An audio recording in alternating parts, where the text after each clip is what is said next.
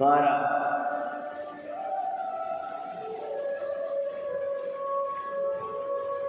रहनी बदल दी, क्योंकि पीपाजी महाराज ने कहा कि पूरा के पाप से तो सिंह बन गया, हिंसक पशु बन गया, अब तो ये व्यक्ति छोड़ दे, अब तो भगवान का भजन कर। महाराज संत की बात जीवन में धारण करी उस हिंसक पशु ने, और कहते हैं महाराज अपना कल्याण करने के लिए मांस खाना बंद कर दिया। क्या खाना बंद कर दिया? मांस खाना।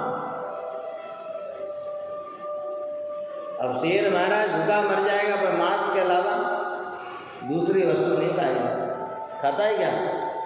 है? हम तो कुछ भी खा लेते हैं महाराज, परंतु शेर नहीं खाएगा, ध्यान रखें।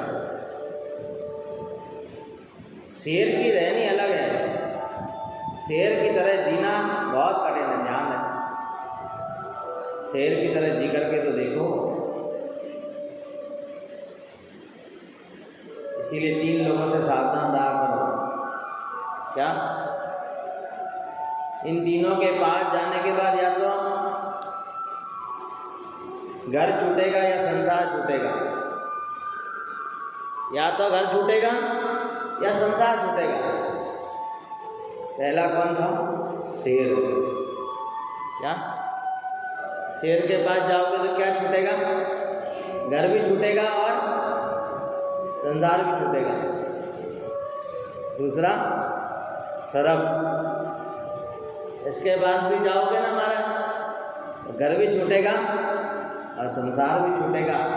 पर इन दोनों के पास जाने के बाद संसार भी छूटा, घर भी छूटा, परंतु महाराज इस दुनिया से मोह नहीं छूटा। क्या? तीसरा कौन बताया? संत। संत के पास जाने से घर भी छूट जाता है और संसार भी छूट जाता है, और संसार से मोह भी छूट जाता है और जीव की मुक्ति हो जाती है।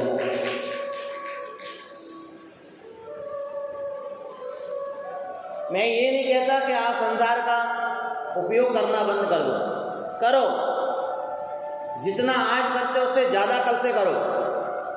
क्या? मैं तो स्वयं अपने आप को कहूँगा, मैं तो खुद करता हूँ। लाओ तो आप जो वस्तु लेकर के आओ उसका उपयोग करेंगे हम तो, पर उस उपयोग को केवल शरीर से करना है, मन से नहीं करना है, ध्यान रखें। क्या? क्योंकि शरीर से छूटेगी तो कोई दिक्कत नहीं है, पर मन से नहीं छूटती महाराज, ध्यान रखें। और मन में बैठ जाने के बाद में जीवन में दुख ही दुख होता है। इसीलिए सिंह ने पीपाजी महाराज की बात को धारण कर लिया। सिंह निमरी पीव के संगा, बसी बैकुंठ सहित अरदंगा, पुनि हरि भक्ति करण के ताही, भारत खंड नत मंडल आई, भरत खंड बिन भक्ति न होई, श्री मुख वचन दियो वर सोई, मानव तन उत्तम कुल पावो, कर भक्ति गोलोक सिधाओ। साधक कहता है कि भक्ति केवल मानव तन से ही हो सकती है, क्योंकि उत्तम तन कौन सा है? मनुष्य तन। और उससे भी उत्तम कुल मिल जाए महाराज, ऊंचा कुल मिल जाए, तो उससे भी बड़ा क्या होगा, ये ध्यान रखो। सबसे पहले तो मनुष्य तन मिला, ये भगवान की कृपा। दूसरा ऊंचा कुल मिला, ये और बड़ी कृपा। और वो मिलने के बाद भी हम अगर करनी नीची करें महाराज,